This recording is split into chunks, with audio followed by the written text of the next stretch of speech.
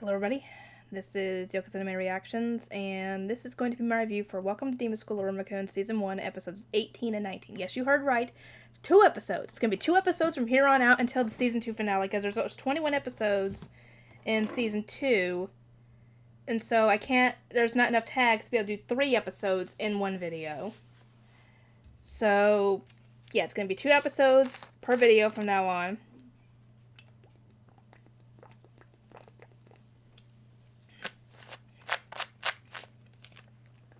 And when season 3 comes out, because I'm sure they're gonna do 1 episode at a time. Anyway, Iruma gets in the room and Kiryu tells him essentially, yeah, this was me, and explains why while we get his backstory. He was born in a prestigious family, but obviously due to his low mana, they essentially disowned him and sent him away to like a school for delinquents or something. And while he was there, he was bullied endlessly until he made a friend, and some bullies stole her treasure, her little keepsake thingy, and tried to toss it away, but he used his barrier to catch it. However, he, I guess, lost focus or something, and the barrier broke, causing the trinket to fall, and when he would look back to, I guess, apologize, he saw the look of utter despair on her face, and for some strange reason, he loved seeing that look on her face. I'm willing to bet that he wasn't, he didn't love seeing that look on her face. It would think it was the fact that he had someone who related to him. Someone who felt, the same kind of despair that he has been feeling this entire time. Someone that he knows, someone he cares about. I'm hoping that's the case anyway. Let me know if I'm right. Anyway, this is all he's doing it because so he can see the same look on everybody's faces as the explosion happens. And also to go back to the old ways because he went and approached the magical apparatus battlers way back when, and when Ball, the blonde guy who was talking to Henri's father back in the council, the 13 members council thingy. He was the one who was in charge of it, and he ended up taking Kiryu under his wing due to his twisted personality and his abilities over, barriers, and they came up with this plan. Apparently, those two want to go back to the way the netherworld was before the missing Demon King made it, because apparently he didn't agree with their beliefs, essentially. Thankfully, he thought that Iruma would have that same look of despair on his face, that now that he knows all this and that he can't stop it.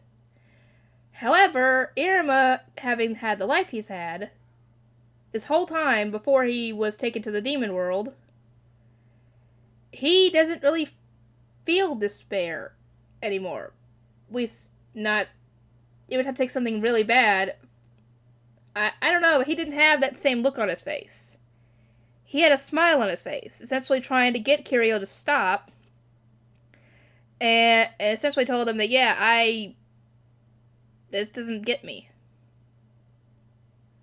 Or, let me try and explain it better than I can, because I can't really explain it.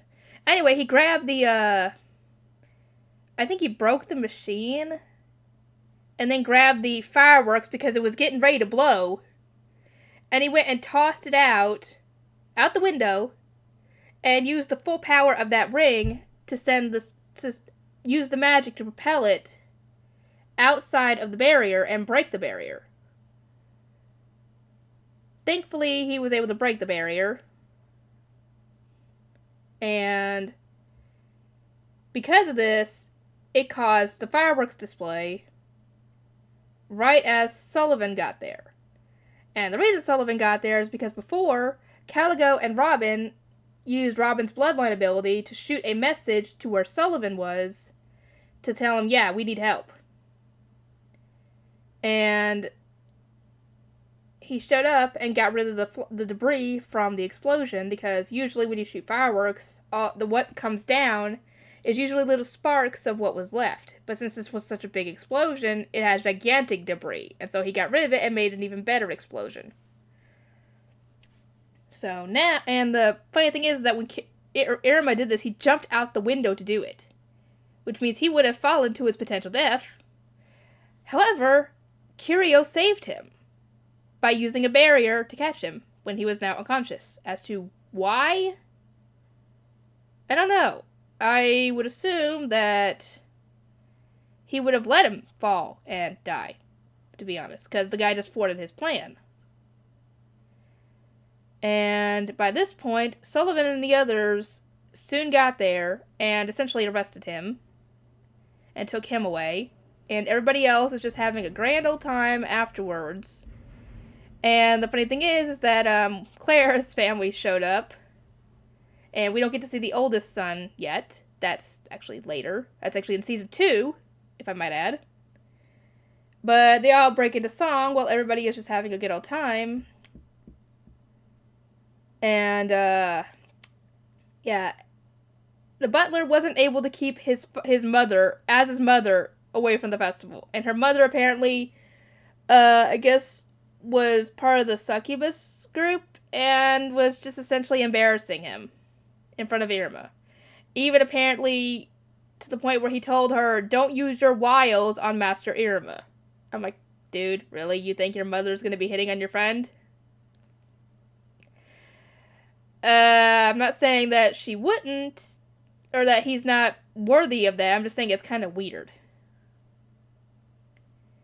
Anyway, even though everybody's family is there, or most everybody's family is there, obviously Iruma's parents are not in the picture due to obvious reasons. So, Sullivan and Opera are there. And the funny thing is that Opera is OP. And nothing stops him from getting prizes, to the point where he's essentially taking prizes that would go to other kids. Essentially winning all the prizes so no other kids can get them. And then some of the parents complained and tried to bring Caligo over to get him to stop doing it. As soon as Caligo sees him, he's like, "No," and he walks off. And we'll see that dynamic later as to why. I didn't even notice it, realize it at the time, but Caligo was like, no. And there's a reason for that. Anyway, everybody essentially has a good time, and they get ready to announce the winners of the contest, because they were all competing to get, the prizes. However, that is the next episode. And I hope you guys are excited for more. Leave your comments down below, and I'll see you guys next time.